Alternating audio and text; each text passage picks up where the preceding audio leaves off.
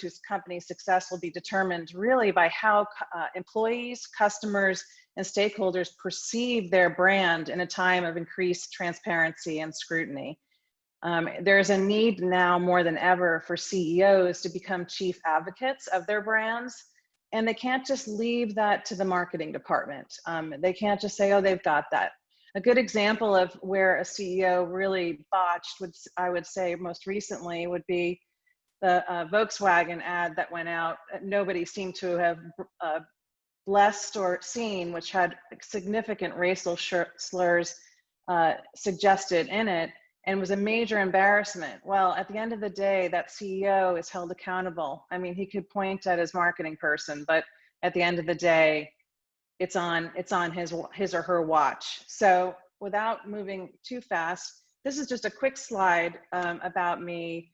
I think it's probably just important to realize I've been on both sides of the world in terms of not only international work, but working internally at large companies like IBM. I ran PR at IBM Research, was at JP Morgan Chase.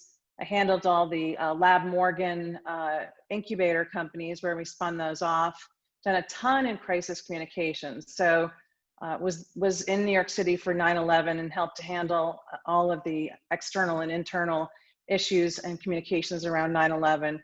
And obviously in Asia, of course, I was there for the SARS breakout and the tsunami. Don't get ahead of yourself.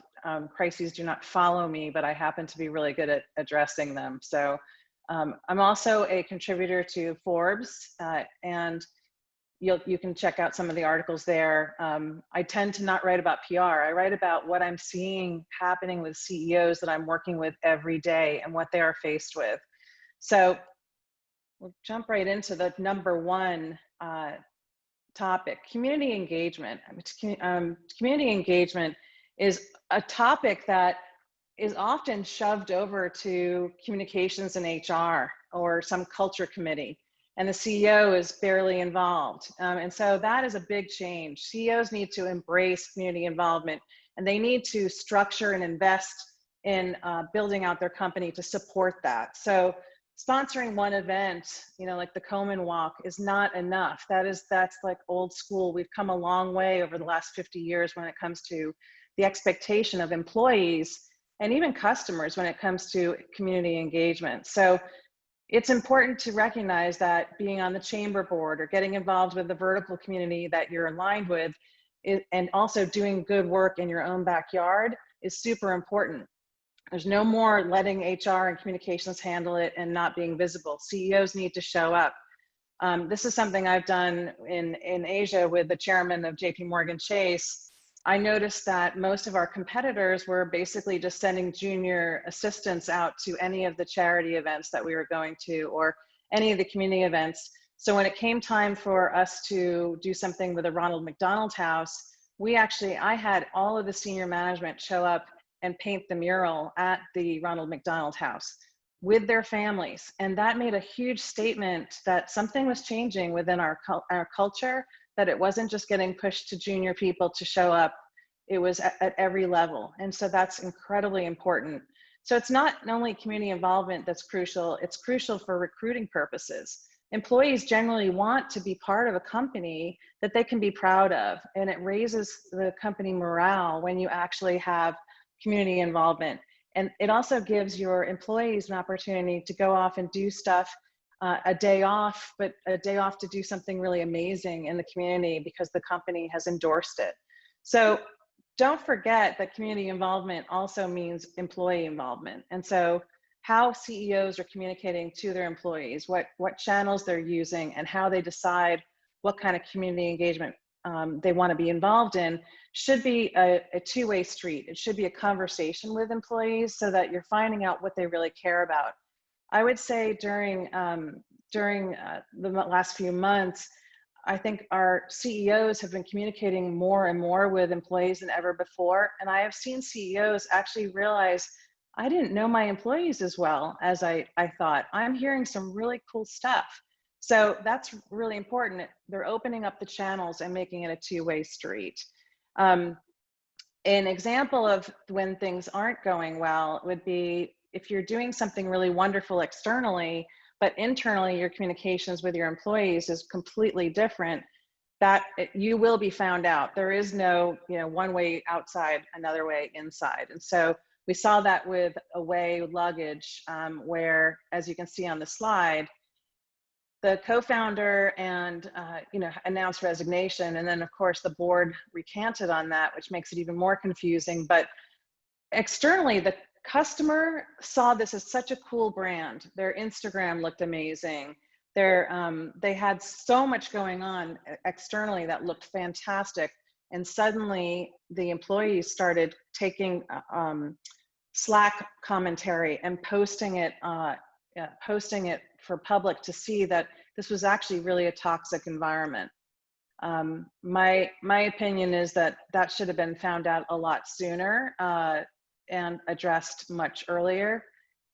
This is why also it's so important for internal communications for there to be anonymous surveys, and board members do have a responsibility to know what's going on sooner. There's a lot to literally unpack with this issue, this example, but I think what's really important here is, as I learned at JP Morgan, we had executives that loved putting memos out to their staff, and they were pretty forthcoming. Those memos would always find their way to the Wall Street Journal or the Financial Times. So I started getting involved in helping those executives write their memos because we just assumed they would go out externally. And you had to look at it from all the different ways. One memo had gone out saying that the M&A department was going to cut back and have more junior bankers go to client meetings at certain sizes. Well, the press had a field day with that, saying, oh, they're cutting back on costs and customers are going to get the lower level bankers. Well, you don't want that memo going out internally or externally. So thinking before you speak or write is extremely important. In Austin, Texas, one of the things that we do have that is very important to realize is that the Chamber of Commerce has a group within it called Austin Gives. If you're not familiar with it, it's fantastic. This is the company, this is an organization that basically recognizes companies that are doing good, but not just writing checks, that they actually have to submit and win awards. And I have seen some of the most compelling companies come through, and the loyalty that those employees have to those companies is rock solid. In fact, when young people are graduating from college and I say, you want to look at progressive companies, go look at the list of award winners from Austin Gives. Those are companies that have CEOs that are leading the charge and care deeply about the community involvement and having their employees be excited about it. The second thing that I would raise to your attention is social activism. Bottom line, of course, we've got Ben and Jerry's up there. They are sort of the model child, if you will, and I'll get to that. But brands can't stand on the sidelines anymore. Brands are actively getting criticized for failing to take a stance on critical social issues. And today's CEO and the team around that CEO need to know they will be expected to weigh in on important issues as they arise. In addition, your brand has to, stand for something. So like Secret Deodorant stands for equal pay for women. That's not just a 1 week, campaign. That's all year long. And they put their money where their mouth is. Dove is all about women and self-esteem. Patagonia, we know right away, is about the environment. It's not just about taking Coke bottles and turning them into t-shirts. They're putting their money where their mouth is and going out and doing really great things with the parks. And their latest push is saving the earth. Brands now need to speak out on pressing issues like coronavirus, like Black Lives Matter, gun control. They're taking positions. And in some cases, it's going to risk alienating potential constituents. You've got, Nike supporting Colin, Twitter CEO Jack Dorsey moving to flag Trump's, tweets, violating rules. And then you've got, is it Tom's, the CEO of Tom's, getting on public TV and highlighting, go to our website where you normally would buy shoes.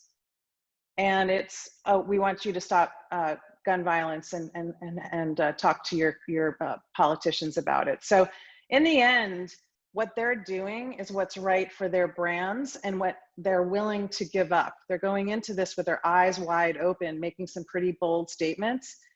I think that the COVID situation, where you've seen, you know, AMC theaters really had a challenge, and you saw their publicity go out where they decided not to wear masks, right? The CEO, when called on it, was quoted saying that he didn't want to get pulled into politics. But really saying no mask is a stance on its own. And so it kind of flew back in his face.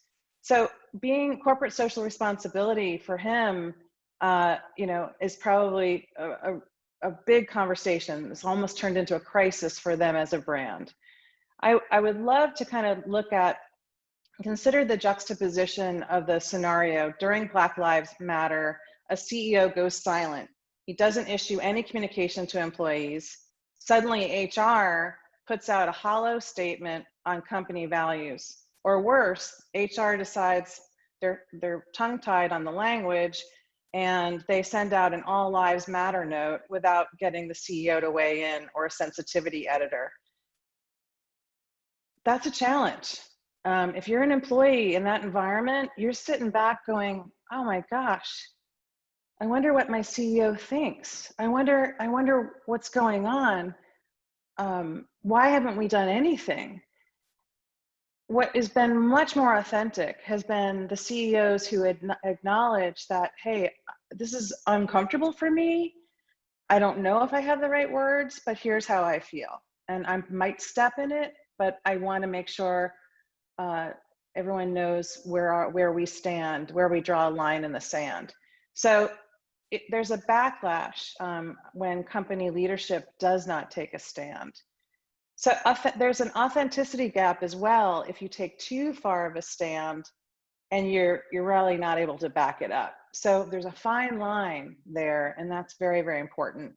I think the example that we talked about with Ben and Jerry's, it's a powerful statement. You know, they have always had built into their culture the fact that they are all about diversity. And I went to college in Burlington, Vermont. I think one of the first places I walked into was Ben and Jerry's, and I remember thinking, I've never been in an environment like this.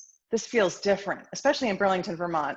And it really attracted that generation, the generations coming out of college who are saying, man, I want something better. I want something different. And this has been going on for years. So their consistency about affordable housing and job training and mental health and their stance on US politics, you don't have to agree with it all, but they have been consistent in their brand representation. So the fine line that we have seen with a lot of CEOs in the last few months has been just this challenge of, hey, maybe I don't have a diversity program in my pocket. Maybe I really haven't been doing anything here, and now I really need to respond. How do I do that in an authentic way? We have been working with a lot of executives that have struggled with that. Maybe their intention was to do something with diversity, or they're an early stage company and hadn't really addressed it. We've been able to help them think about that in an authentic way. And so that communication is extremely important. One of the other things that we need to think about is the election. So any CEO needs to recognize that with the election coming up, what's your policy? What's your plan? Because I was at Culturati. I've gone to the Culturati conference here in Austin for the last, I think it's 5 years. It's a fantastic conference, obviously talking about culture, and they fly CEOs in from all over. They even had Patagonia, Levi Strauss, and CEOs locally. But during 2016, there was a whole panel on how do we feel about talking about politics in the workplace. And there were HR executives as well as CEOs up there, and there was definitely no agreement. So there is not a one-way answer to this, but you have to, as a CEO, be thinking about how can you make brand activism feel authentic? As a CEO, what kind of culture are you building? Do you want to prohibit political expression to keep the peace? Or do you want to impose your own political stance on your employees? I saw CEOs that are very, very vocal about where they stand, which can really shut down any conversation.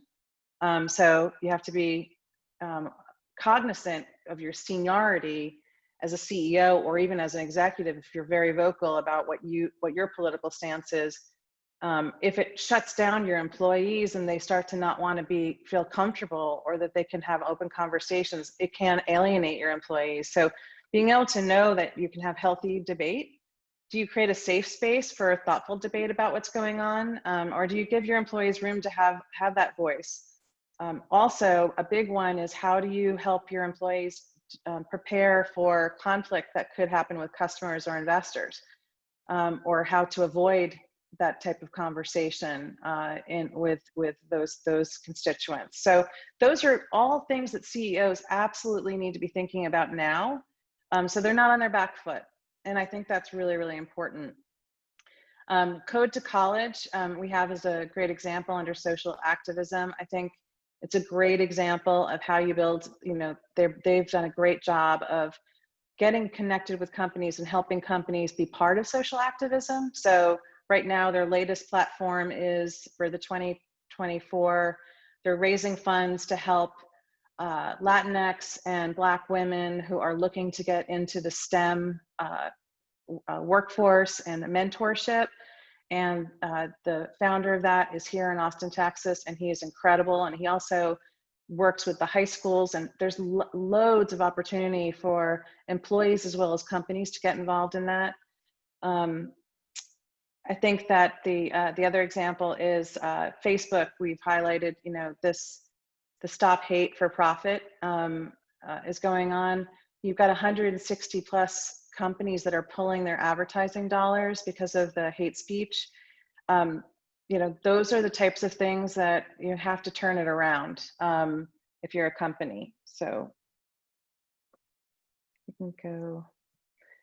One other thing I wanted to point out, which a couple of great examples. Nextdoor, I'm not sure how many of you use Nextdoor, but the other day they actually put out a note, because things can get pretty heated on Nextdoor, and we have to remember they're a company. Their goal is to help communities come together, but they wanted to make sure that they eliminated any hate speech or discrimination on their platform, and so they put out a very stern statement about Black Lives Matter, but also they rooted it into their brand purpose and their mission, and this came directly from their CEO. Mayor Adler uses Nextdoor regularly. I don't know if you're familiar with, the fire department uses Nextdoor, so people are starting to use this platform pretty actively. And of course, social activism is going to happen, and I'm sure lots of politics will be pushed out onto there as well. So Nextdoor's CEO is starting to look at what are the boundaries they want to put there now, having seen what's gone on in the last few weeks.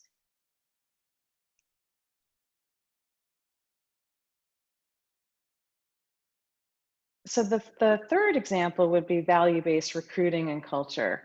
There's a lot of talk about this. Everyone says we hire and fire on our values, and yet not all companies put their money where their mouth is in doing that. And so, it is still extremely important for CEOs to support their HR in making those decisions. Even if somebody is an incredible performer, you have a high performer who's known around the office for saying crude or inappropriate things. Too often, people want to turn an eye and not address those things. That absolutely has to get addressed.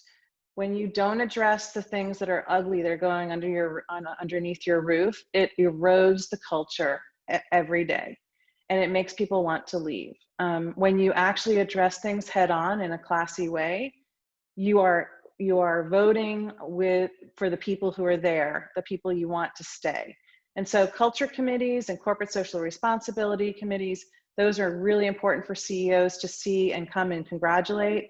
You need to elevate employees to become, ambassadors of the company and spokespeople of the company, to go and give them the freedom to go be on boards and be out there representing your brand. That is super important, because CEOs can't be everywhere, but CEOs can have a ambassador lunch and rotate that on a regular basis and have a nice group of people who are ambassadors that are going out into the field and talking about the company in positive ways.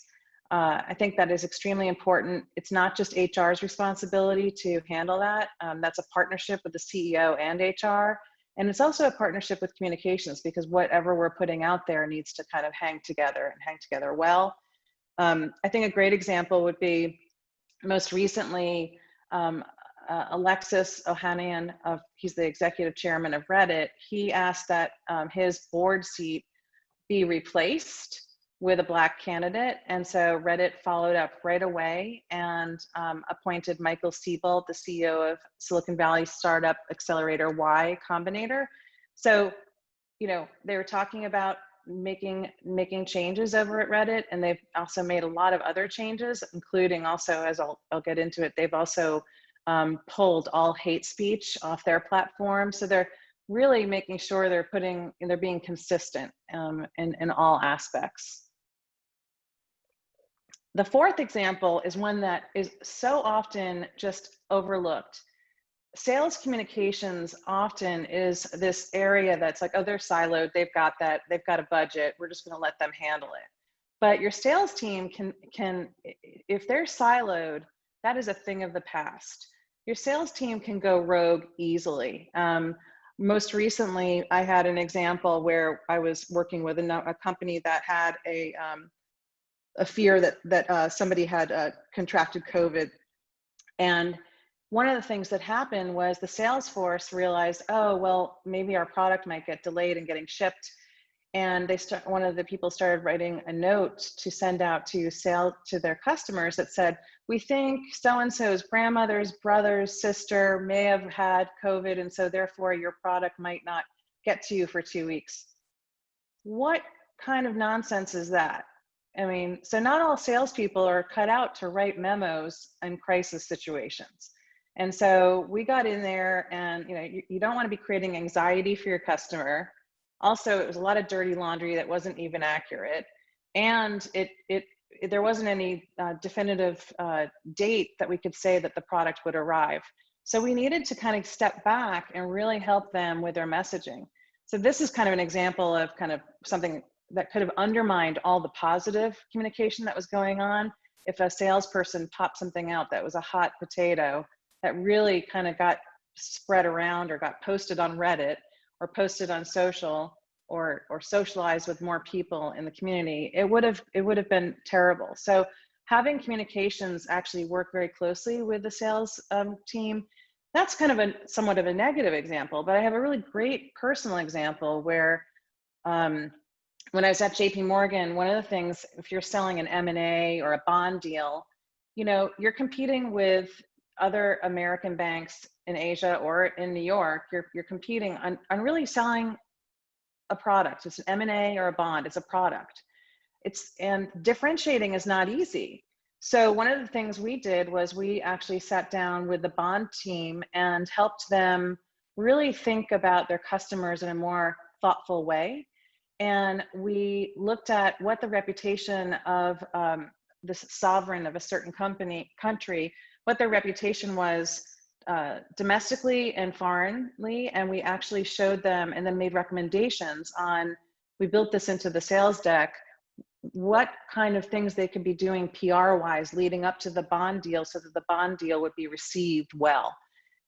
I sat in that meeting, and I can tell you, this is somebody who had seen many investment banks come in, and he said, in my 25 years of having these types of conversations, I've never had an investment bank come into my office and show that they care about our reputation. They care about our brand, and you are now my investment bank for life. So that was a great example where you take the communications department and you pair them with the sales department, and you get a much stronger outcome. And we then turned that into an ongoing product offering for all of the different verticals. So just a great example where breaking down silos and being a CEO who can do that and kind of brings people together, that is the way of the future. The final thing I would highlight is personal brand. CEOs, it's a tricky one. There's a lot of people who say, oh, that's just egocentric. That's just for people who want to, pound their chest and show off. But in reality, a CEO's personal brand is that's authentic, helps to humanize the business. It builds trust with your stakeholders. And CEOs are actually the personification of the brand, whether they like it or not. So don't become a CEO if you don't want to, be in the public eye, because you will be, which is so important. I mean, the CEOs, they develop a positive profile. That is part of their role. That is part of how they should be rewarded. If a CEO is acting badly, the board's going to slap their hand. They might not have that role very long. So a CEO's personal brand is intertwined with the company's brand in many ways. And so a great example, Robert Smith here in Austin, Texas with Vista Equity is such a delight, because he doesn't over promote himself, but when he does, it's like an E.F. Hutton moment. You just listen. I mean, this man doesn't just talk, he actually takes action. I was working on the Trail of Lights a couple of years ago, and Vista Equity has been an ongoing significant supporter of that. And Robert Smith's organization reached out and said, Robert is paying for all high school students in all of these cities to go see Selma for free. Can you help promote that? And we helped them get that out. Most recently, obviously with Black Lives Matter, he stepped up. He talked about his own personal experience and the death of his uncle, who, was a very well-educated man who went to Colorado and went to do his job, and the person at the gas station didn't think a Black man should be showing up for that job and shot him. So what is happening in America right now, he talked about how it really resonates with him to his very core in the New York Times and other places, and he's taking action and doing something about it. I think another person here in Austin, Texas, may as well, there's so many wonderful people, but we have so many great examples right here in Austin, Texas. Jason Dorsey, I mean, this young guy, he has built out himself as the leading expert on millennials and Gen Z and on workforce trends. And I will tell you, he is consistently fantastic. We've hired him to come and speak. Q2 Holdings here in Austin, Texas has been a client of ours for years. And they, trying to get bankers, old school community bankers, to think differently about Gen Z and millennials is a hard, there's a lot of assumptions about that generation. Oh, this or that.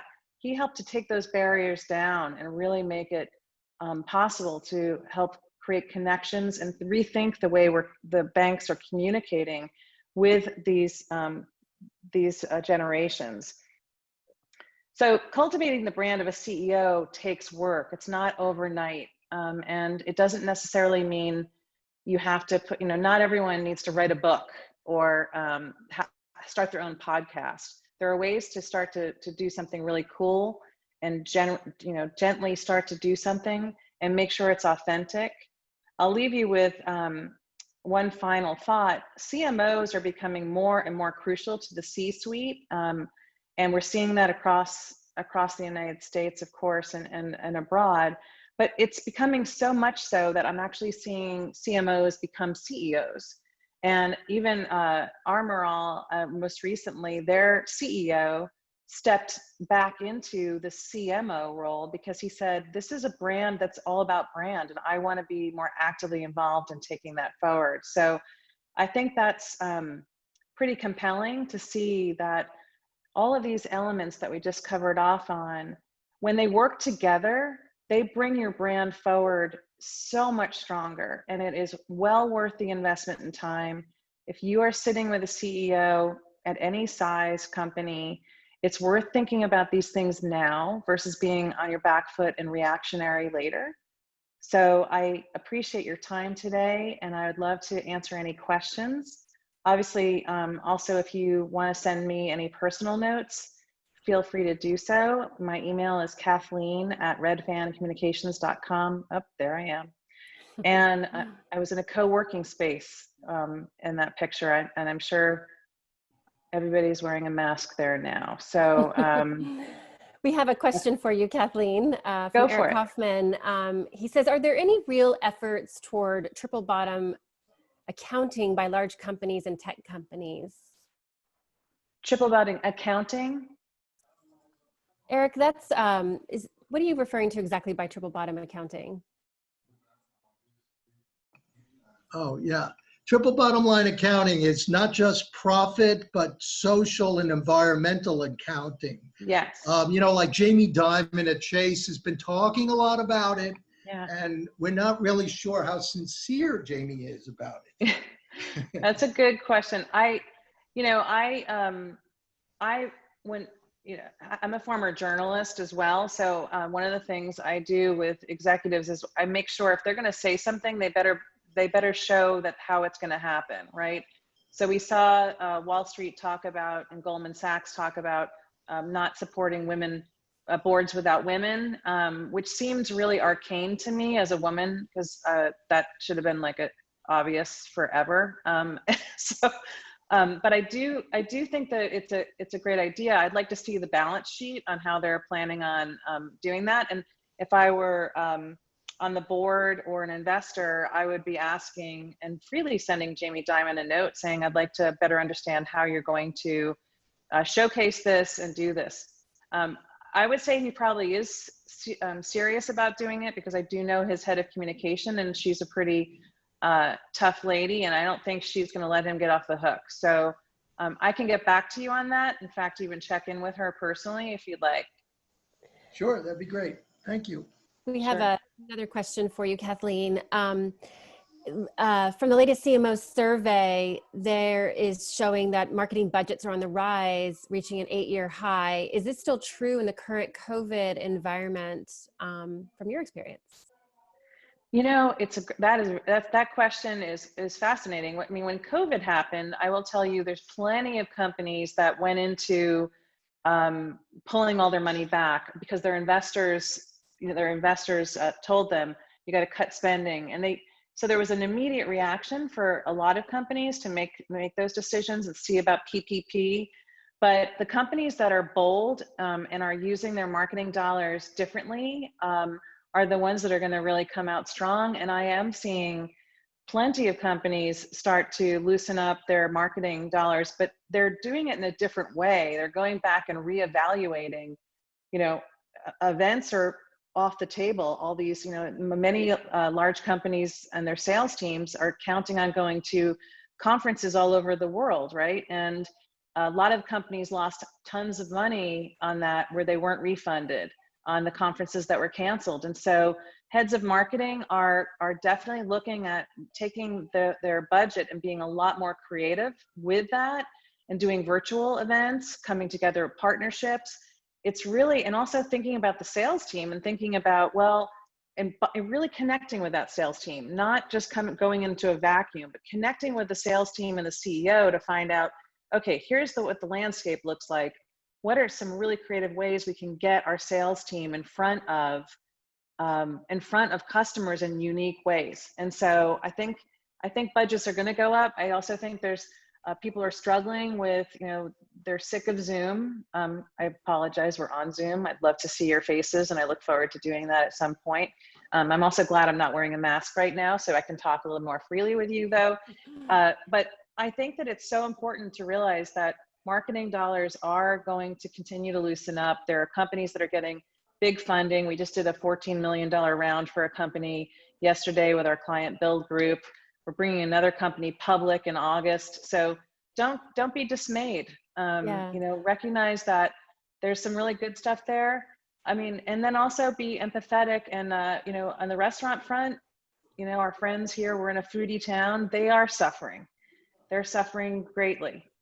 And so most recently, what we did was we launched the Mike and Sherry project to help anyone who's in the restaurant industry to actually be able to access mental health for almost next to free here in Austin, Texas. And that is called the Mike and Sherry project. And it's a lovely couple here in town that they're major supporters of restaurants. And there's people doing great, and there's definitely going to be some fallout, in certain industries. There's going to be people who can't survive. I'll add a little plug here for PR. PR is well positioned to, after crisis, we saw this after 9/11, and we'll see this now. PR allows a brand to be storytellers and to be even their more authentic selves. A lot of times the PR function can complement that storytelling and help you think differently about how you're pushing out your stories and which levers to pull in your storytelling. The next question we have is, dealing with the sales any suggestion on dealing with the sales strategy in the pandemic from a CEO standpoint? And one of the things we can add to that is that, you know, the CEOs kind of leaning, or we're seeing from our perspective, they're really leaning in to supporting sales in light of all of their events being canceled. And again, the PR function is also very supportive of that sales storytelling. But I'll let you dive in, Kathleen. Yeah, I think one of the things that we saw right away with COVID was really getting in and getting the sales team to kind of change their storyline a little bit and start to think a little bit differently about how they want to connect with their customers. And so it's not sell, sell, sell. It's actually reaching out and seeing how are you doing and really making sure we're building relationships. And then, you know, and then listening very carefully. And the CEO should be actively involved in hearing what are the pushbacks, what are the obstacles. Some of our clients are finding ways to help their clients finance purchases so that, you know, they can actually finance, whether it's like Fluence Bioengineering, they were helping to even help their companies finance light purchases, right? So getting creative is really, really important.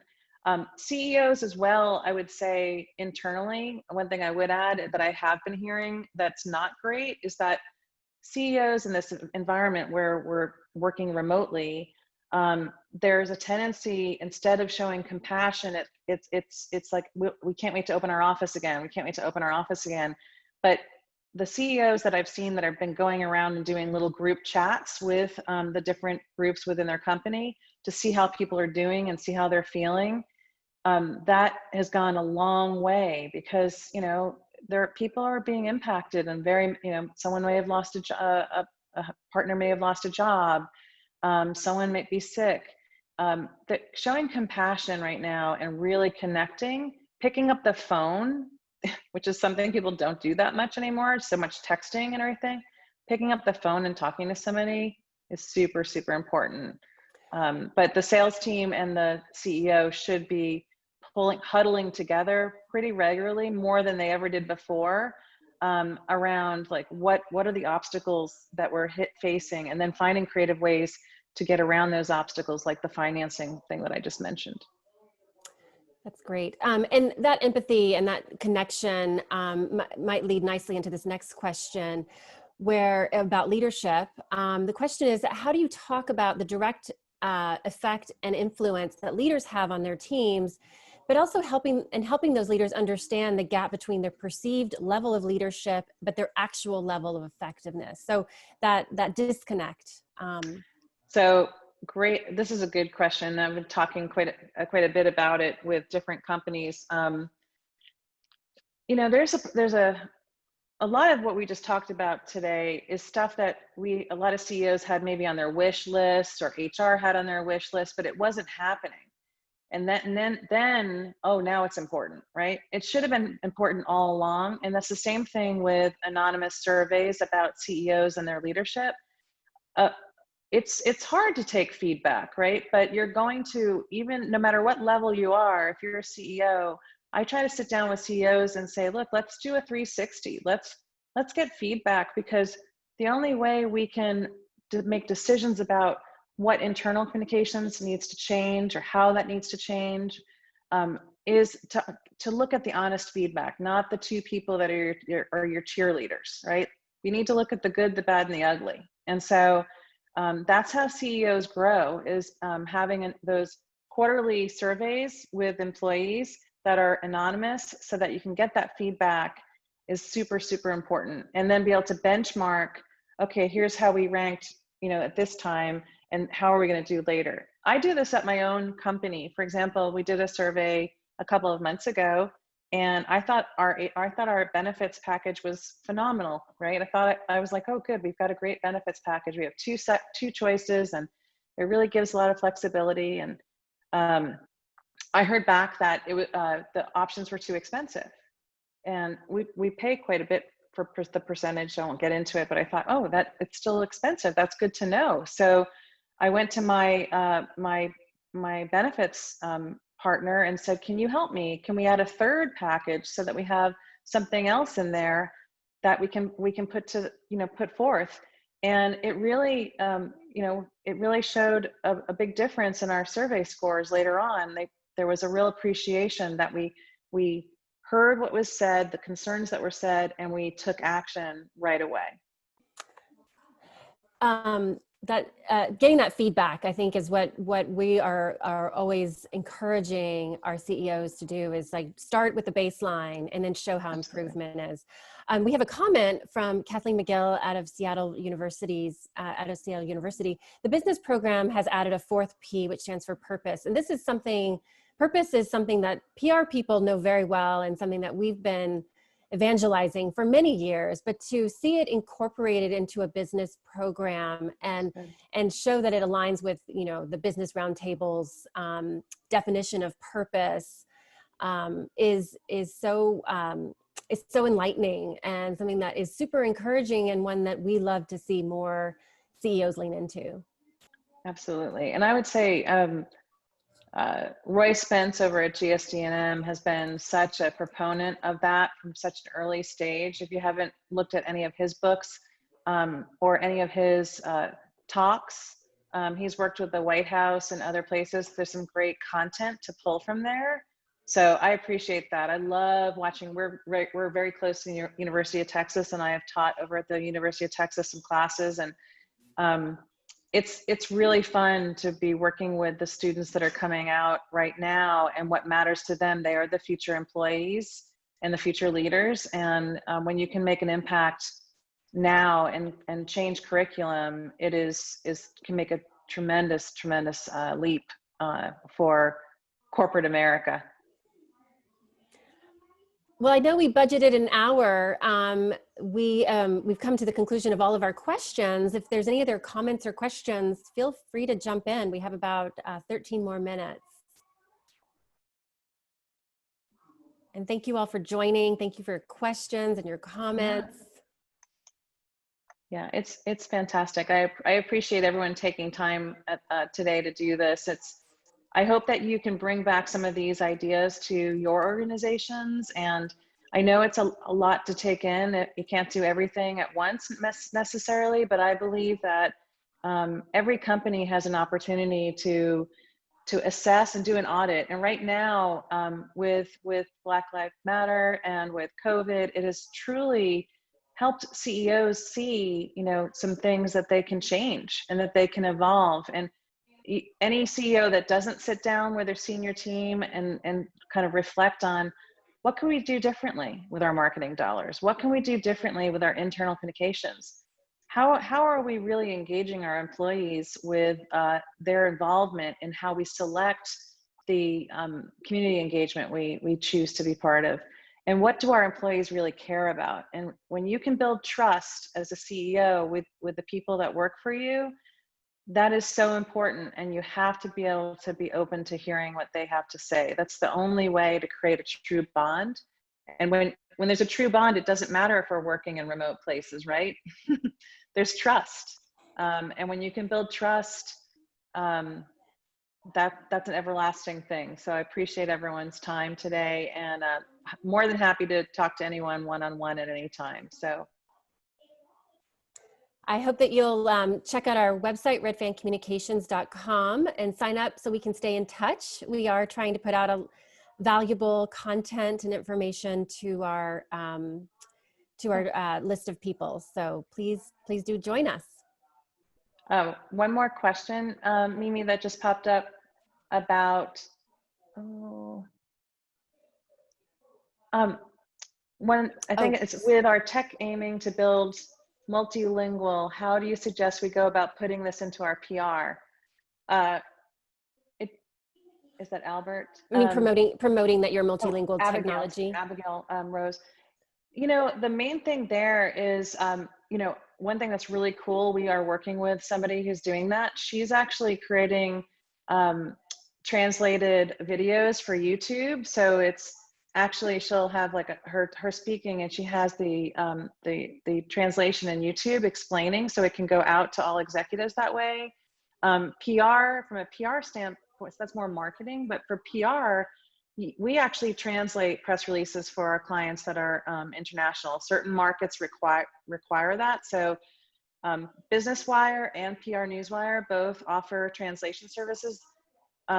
It can be spotty in terms of tenses. And so it's always good, depending on which market you're really going into, it's nice to have someone on your team or a freelancer that can double check all the translations and make sure that it's not just written word for word, but what you're trying to communicate actually comes across, because not all translations kind of achieve that. And sometimes you have to make some adjustments, and you also sometimes need to make adjustments in who you want quoted in the press release that's going out in Europe versus the US. If you have a representative in Europe, you want to show that you actually have that growth. So I could explore that with you more, Abigail. Happy to do that on the side.